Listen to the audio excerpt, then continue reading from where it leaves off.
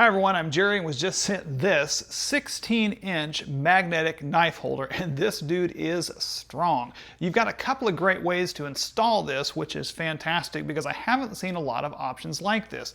One, you have this magnetic, which is a metal back plate that you can drill holes into your wall and actually mount it using the provided hardware, and then this will just stick directly onto that, covering that up, leaving you with this beautiful stainless knife holder here that can hold up to 15 pounds, or you can remove that and actually just put it on a refrigerator. So if you have a refrigerator, you can actually just stick this directly on there, probably on the side, and then you actually have an area that you can actually put your knives. And again, this is not going to go anywhere because this thing is on there. It holds 15 pounds and it is suctioned on there. Great. Any of this stuff you want to remove, it's not going to budge that at all.